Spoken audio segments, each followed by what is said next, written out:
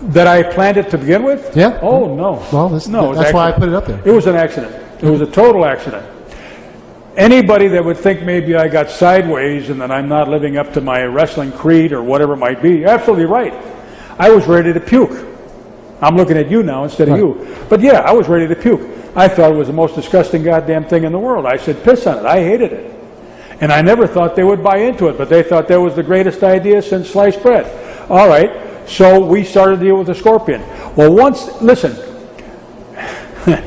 I don't want to get sued by anybody, but once you hire,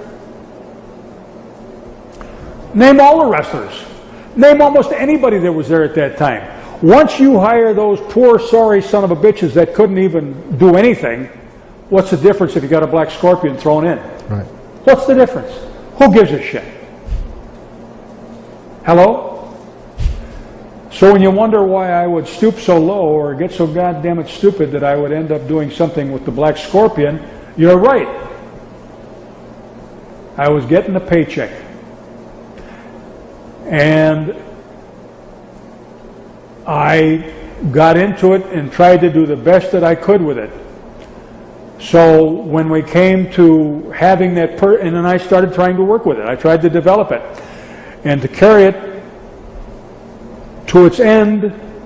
I'm guilty of that, but I didn't see any way to get out of it. So I just tried to make the best of a situation. So I also was the one that Sting. This is the Black Scorpion. And tomorrow, when you're in Chicago. You got it? Yep. I don't want to do it all day long. You got a sore throat. Okay, so I was the Black Scorpion, and we had somebody else that was all dressed up, and we did some magic. I don't know if anybody saw that, but we did some magic. You know, I mean, if you're going to go ahead and you're going to in for an ounce, you might as well go for the whole goddamn shot.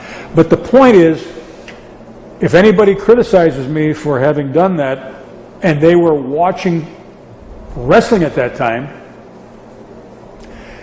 and could find that as the only thing they could criticize, then you're a bunch of stupid asses to begin with, so it doesn't make a shit what I did. Okay? Because the whole damn thing was a bunch of crap. From start to finish. There was nobody in that bunch, when I started booking in May of 1990, that had the first idea what the hell to do. It had changed so drastically. And Vince McMahon had already made the statement, I can't get in trouble for this, can I? He told them, we're in entertainment, and the only people we have to worry about is Disney World. Isn't that about it? Have I got that pretty close? Mm-hmm. So when you have that sort of an attitude, and of course it's only enhanced when it gets down to Turner, because they want to beat New York, so what do? Something that's equally stupid. I mean, I said, look at the talent. You got Flair, who's capable, who can, if you watch him. You got Lex Luger, my opinion only, who really doesn't know anything. Even Vince McMahon couldn't do much with him, my opinion. And go on and on and on and name the people that were there and tell me the first guy that you can think of that was somebody that you remember from the 70s. I mean, Wahoo wasn't wrestling anymore. Rashke wasn't wrestling anymore. Vern was maybe wrestling once in a while up in Minnesota, but balls, he was already 60 years old, for Christ's sake. Well, he wasn't, but you know.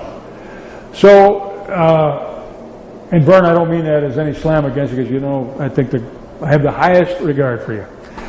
But I'm just saying there was nobody that was what you would have called an old-timer in the damn ring. I had just a bunch of kids that were just as snot-nosed as could possibly be. So I had a job, I tried to do a job, I tried to make a few bucks out of it, and in spite of that, it didn't do too badly. And then they fired me anyway.